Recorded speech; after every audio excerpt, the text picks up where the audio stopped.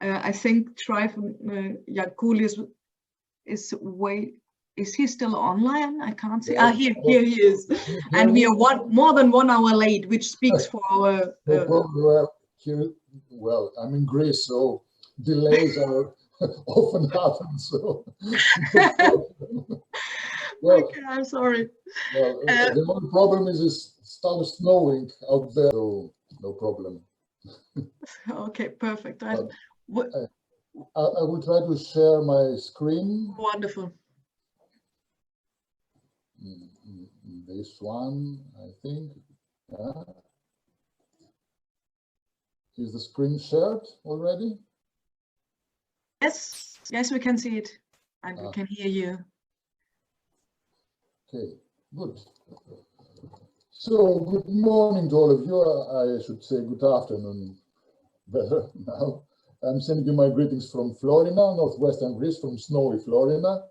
And I will start my presentation with a general comment that the perishable nature of building materials, as well as the impact of depositional and post-depositional factors, create rather fragmentary excavation images regarding the outline of prehistoric habitations or the specific attributes of residential and other structures. Consequently, the archaeological views regarding prehistoric architecture, the building techniques implemented, and the materials exploited usually remain obscure. Nevertheless, the excavations of prehistoric wetlands constitute one significant exception to this rule due to the extraordinary good preservation of organic structural elements. These circumstances offer to specialists the opportunity to approach quantitative and qualitative aspects of architecture that otherwise remain usually undetectable. Such favorable research conditions were formed only recently in Greece, namely in Amindeon Basin, a mountainous area in northwestern Greece, dominated by the presence of 4 lakes. The intensification of lignite mining activities of Greek public corporation from 2000 on endangered seriously several prehistoric habitations. This situation forced Greek Ministry of Culture to implement an extended rescue excavations project that lasted nearly 10 years. The project resulted in the discovery of 54 unknown prehistoric habitations. Among them, nearly 20 were characterized as lakeshore settlements or pile dwellings. The last excavation of this project, which was terminated in 2017, was the rescue excavation of the lakeside settlement Anarghiri Ixb, conducted literally on the edge of the lignite mining zone. I suppose that these images of this kind are well known to the colleagues working in the rural region. The excavation constituted the most demanding endeavor of rescue excavations project, since approximately 800 workers and archaeologists were employed in 4 excavation campaigns. So this large-scale task resulted in the excavation of nearly 20 hectares of anthropogenic layers, of 28 hectares of the total surface of the habitation, mainly on the settlement's periphery, where the lowest waterlogged layers were investigated more intensively. Concerning the chronological framework of the settlement's diachronic development, a collaborative project of the Greek Ministry of Culture with the University of Bern resulted 80 C14 calibrated dates of structural wood and other carbonized organic materials. According to them, the earliest habitation was established in the mid-6th millennium BC, the beginning of the so-called late Neolithic I period in Greece, and existed with almost no interruption until the late 5th millennium BC. Then approximately in 4200 BC, namely the beginning of the so-called final Neolithic, the settlement was probably abandoned. The next documented findings of human activities are dated in the mid-3rd millennium and derive from concrete wooden structures that I will present you in the next few minutes. The most prominent outcome of the excavation is the unique for Southern Balkan archaeology Anarghiri Ixb pilefield, consisting of more than 3,600 wooden elements.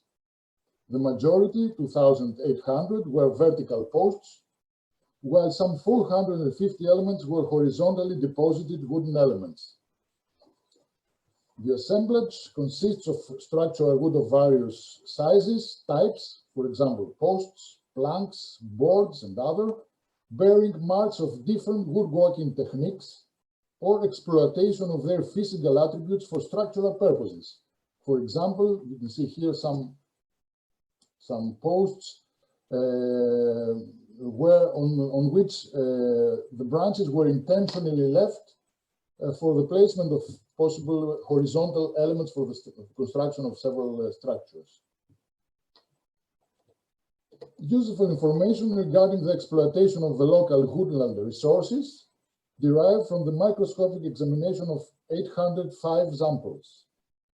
According to the wood species identification, approximately 80% of trees stems were oaks, 18.5% were conifers, and only 1.5% belongs to various deciduous species. So the spatial distribution and the analysis of these elements led to the recognition of specific wooden posts alignments on the periphery of the habitation that were clearly used as paths, as truckways. Truckway 2 was an elongated post alignment measuring approximately 85 meters and consisting of more than 500 vertical elements. According to the C14 dates of 10 truckways posts, the structure was established approximately 5300 BC and was in use until the beginning of 5th millennium BC. As far as I know, this is the earliest documented accessing structure trackway in Europe. It seems plausible that after the abandonment or destruction of Trackway 2, some meters to the southeast, Trackway 3 was established in the beginning of the 5th millennium BC and remained in use for nearly 2 centuries. It is worth mentioning that the starting point of Trackway 3 to the south was discovered in the opposite dryland habitation Anarghiri Ixb, where extended remains dated from early Neolithic and in the late Bronze Age were excavated. Trackway 1 is the most clearly recognizable structure of the settlement, comprised 45 well-elaborated oaken posts, placed quite orderly to form a bridge-like structure. Trackway 1 is one of the scarce findings of the site dated in the mid-3rd millennium BC, namely the early Bronze Age. Except for these accessing structures, 3 fragmentarily excavated units were also characterized as Trackway 3A and 3B, dated in the early or mid-5th millennium BC, as well as a small part of Trackway 4. Here you can see the post of Trackway 4, dated in the beginning of 3rd millennium BC. Moreover, on the periphery of the habitation, some other elongated post alignments were unearthed and characterized as fences. These fences most probably enclosed the settlement or delimited some activity areas. On the northeastern edge of the settlement, fence 1 was one double row of conifers constructed and used in the last 2 centuries of 6th millennium BC. It was most probably synchronous with fences 4 and 5 to the south of this area, all of them constituted parts of the late Neolithic 1 habitations enclosing complex. Fence 2 on the southeastern edge of the habitation, dated in the last 3 centuries of the 6th millennium BC, intersected Trackway 2. Here is fence 2 and here is Trackway 2. Also dated in the same period, the last 3 centuries of the 6th millennium BC, as I told you before. Fence 3 was probably the latest structural intervention in the southeastern periphery of the habitation, dated in the mid-5th millennium BC, and maybe it could be correlated with the neighboring and synchronous fence 8. Lastly, parts of possible similar enclosing structures were revealed on the habitation's periphery, still without datable posts. So we have no dates about from the fence 7 or fence 6. Based on the aforementioned data, we can follow in some degree the diachronic development or spatial arrangement of the structures from Neolithic 1 to the final Neolithic period. Combining also other excavation and stratigraphic evidence, we can assume a possible relocation of the late Neolithic 1 habitation, here with red dots, during the final Neolithic period. This is supposedly the extent of final Neolithic settlement. So we can assume that the settlement was shifted to northwest, towards northwest. Regarding the possible interpretations proposed in European literature for such structure, we could start the discussion from their obvious function as crossings to the opposite dry land. At the same time, they control the access of people and animals to the habitation through the limitation and enclosure of residential space. More controversial is their interpretation as defensive structure, if, of course, someone accepts the existence of serious conflicts and tensions between neighboring communities during the Neolithic. Lastly, I would like to refer to a most recent view that relates the establishment of accessing and enclosing structures with the need of the Neolithic community to protect rights or access to natural resources and raw materials, declaring at the same time power and control over them. Subsequently, one could state that the communities attributed to these wooden complexes some kind of symbolic legal meaning. Focusing my attention again on Anarghiri Ixb structures, I could stress that those were literally defining in a considerable degree the scene for the development of fundamental socioeconomic and ideological activities of the local community, especially during the late Neolithic 1 period.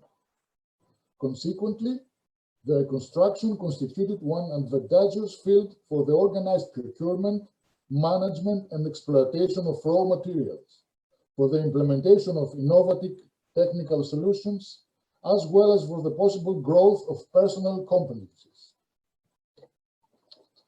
Some of these theoretical suppositions can be tested with a comparative observation of the technical attributes of some of these structures. For example, Trackway 2, constructed and used during the last 3 centuries of the 6th millennium BC, was formed by a double post row, placed in a distance of 1.6 to 2 meters. Most of these posts were between 51 and 70 centimeters long, and their mean diameter ranged between 9 and 12 centimeters. It seems that Trackway 2 was a more solid and load-bearing structure compared to the successive Trackway 3, whose posts were shorter, 31 to 50 centimeters long, and thinner, 5 to 8 centimeters long. We could discuss whether these differences were caused by the impact of environmental factors that affected the availability of raw materials, or they indicate differentiations in the procurement and woodland management strategies, or maybe a combination of environmental factors and technological choices as well. Completely different are the structural attributes of early Bronze Age Trackway 1 in the mid of 3rd millennium BC. It consists of oaken posts with average length of 1.1 meter and with more than 30 annual growth rings, placed quite orderly to form a bridge-like structure. One of its dominant structural characteristics is the fine elaboration of the posts that indicates a high degree of familiarization with woodworking techniques. Even more intriguing is the suggestion made for a similar structure in Bad Buchau region in southern Germany, that in the almost identical way that the posts were processed and the similarity of the tool marks, the actual handwriting of one single prehistoric builder could be recognized. Approaching slowly to the end of my presentation, I would like to stress that most possibly planning building, and maintenance of this structure constituted communal labor-intensive endeavors. As work of extraordinary scale compared to the residential structures or other auxiliary buildings, Giagkoulis offenses demanded a higher degree of accurate decision-making regarding adequacy in raw materials, provenance and management, tasks organization, and collaborative implementation. The entanglement of all these complex factors that affected the construction, use, and maintenance of this work could have led to the development of personal skills regarding woodland management, wood species exploitation, and building tasks. And finally, these tasks could have been transformed gradually into craft specialization of individuals or groups of individuals within the Neolithic community.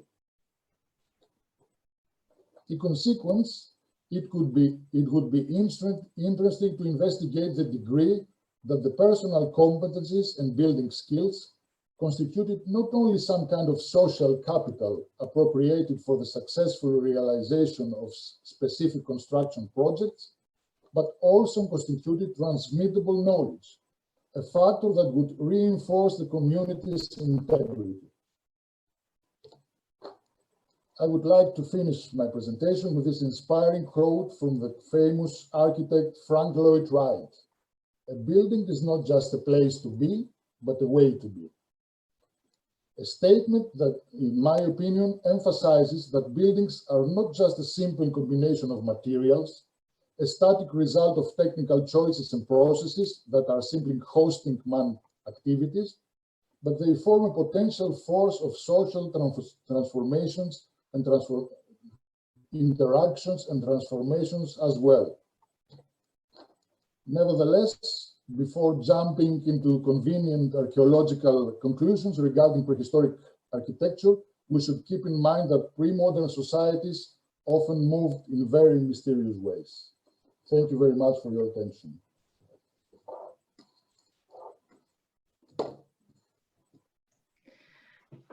Thank you so much for this insight into this fascinating site and the way they construct and build, work with wood. And I'm sure there are direct questions to the topic. Maya? Hi, yes, me, because I'm working in the same environment, in somehow the same region, as you know, that's it, in southern Albania. And of course, when you are talking about this early third millennium gap, I was really interesting, as you can imagine, because we have the same situation at Sovian. Unfortunately, we don't have any kind of consistent, so we have very few traces about the Neolithic period, but a lot in the mid-third millennium as well, and trackways, which are of course not comparable because ours are very small. But I would be really interested in your opinion if you think that this way of living can be and of woodworking can be extended of the whole big lake regions, because we have of course the 3 big lakes, but we have small lakes like the ancient lake Malic, so in southern Albania. And yes, so I would like to, because you have a huge quantity of data on which work on, which we don't have at all. And I would like to hear your opinion, your impression, if you think that this way of woodworking can be a very over-regional type of craft. Well, unfortunately for the moment, and I emphasize for the moment, this assemblage is the only one in Balkans. Still, you know, you may know, everyone should know that there is a huge project, an ongoing project, the Explore project, which is running with University of Thessaloniki, Oxford, and Bern, regarding the lakeside settlements in southern Balkans. So, yeah, of course. Well, wood is gathered from Dispilio. Examples are gathered from the lakeside settlement from Dispilio. It's a neighboring side settlement 30 kilometers from this, from Anarghiri Ixb. Wood is gathered from the Albanian side. I think the excavation will be done next year. And wood is gathered also from Ohrid Lake, from the side settlements, lakeside settlements in Ohrid Lake. So the potentials are good. Unfortunately, for the moment, there are not so many samples from processed posts, but I hope that in the future there will be some, so we can compare them with Anarghiri assemblage. Thank you very much. Thank you very much for your answer. I'm looking forward to all this data and to discuss together with you, of course. Me too. Thomas Döhne.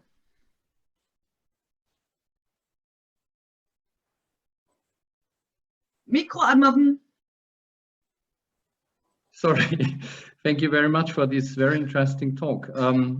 We always underestimate the level of skill which wood building constructs, and of course we do only then focus on pattern architecture and high sophisticated architectural level in woodworking, but not so much in other aspects. And of course you have now a nice quality and quantity of pieces, for instance these pilots and so on. Did you already start the, sorry, our son, did you already start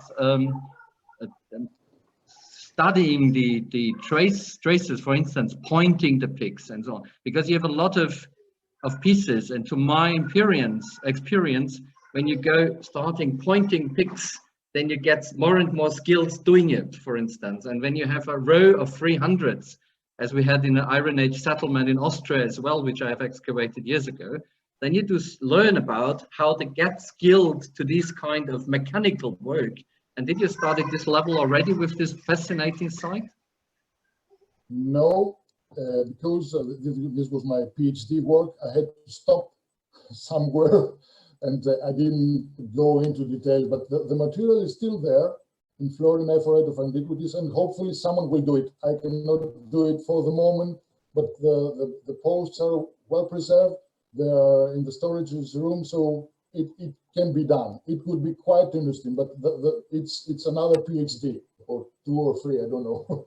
The posts are so many to be studied, but they are still there, so it's open to be studied. Yeah.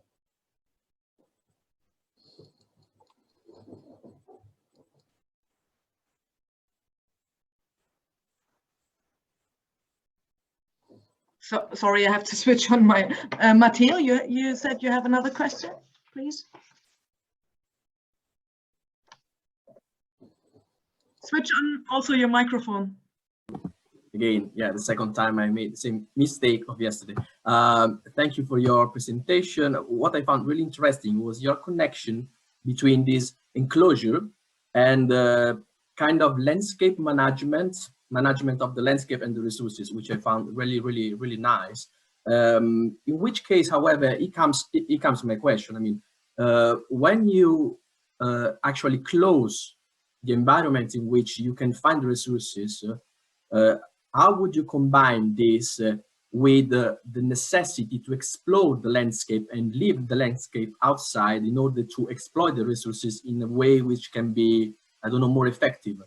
I was just wondering if this kind of strategy of circumscribing the kind of catchment basin, let's call it like this, if circumscribing that might have been not so much effective in terms of management. I don't know, I was just wondering about this, because you know, when you have also these kind of examples in southern Italy or Sicily for the same periods, they are very kind of focused, concentrated sites, very well defined and limited, bounded, no? So how can you explain this kind of dichotomy? Well, I should say that these enclosures are made to be used from the community and for the community at the first level. But I suppose, I don't suppose, there are indications, there are certain indications, there are several communities around the lakes. And this enclosure does not prohibit the communication between the communities, and the communication within the natural environment. So maybe they had some kind of legal, as I said, legal significance that this is our place, but that does not prohibit the communication, the collaboration between communities, and the collaboration in woodland management, and some establishment of the ways that the regional environment is managed. So I don't think that they are actually a very strong barrier to these processes. They just protect the settlement from physical factors or from wild animals or something like that. But they don't actually prohibit the collaboration, the management, and environmental management. Thank you. Maya said, comment super short on this. So yes, super short is perfect. Super short. So I completely agree with what Tryfon just said, and we have the same identical pattern also in southern Albania, of course, about settlements and the relation among them. That's it. That's my comment. Super short. Nico, now it's you. Thank you very much. First of all, I wanted to say that I enjoyed Maya's style of talking while walking. I like this way of asking. So, many congratulations for this fantastic presentation and this fantastic excavation. Congratulations to everybody who worked there. What I wanted to say is that concerning the later part where you spoke about craft specialization and social capital and all this kind of thing, when you said that, I was remembering in a different field in the rituals, what Jan Assmann was saying for rituals, that the rituals were made there in order to socialize social knowledge. And for such crucial craftsmanship, crucial skills like building things that should survive because otherwise people would drown in the lake, this knowledge should be somehow socialized. So you are now in this interesting thing where knowledge should not be exclusive, but somehow inclusive. You are in this very interesting sphere. And perhaps this thing that Maya asked, I mean, this probably was shared knowledge. So I find this very exciting, and just I wanted to share with you. I don't know if perhaps you have me. Thank you for the positive comments, and I believe that this was not a craftsmanship that did not divide people.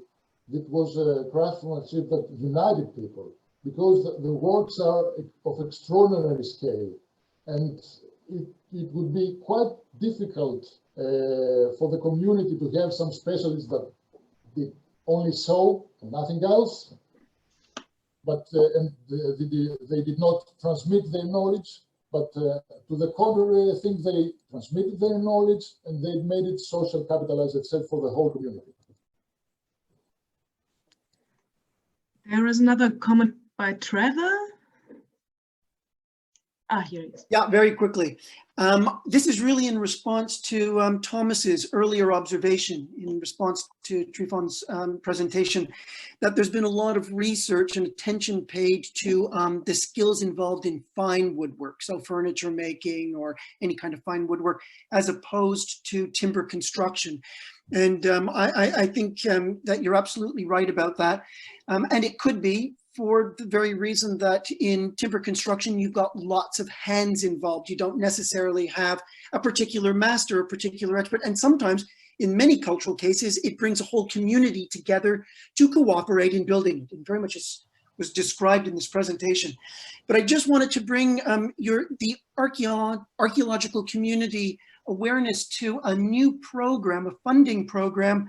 It's called the Endangered Wooden Architecture Program, that is being launched at Oxford Brookes University starting next year and funded by Arcadia.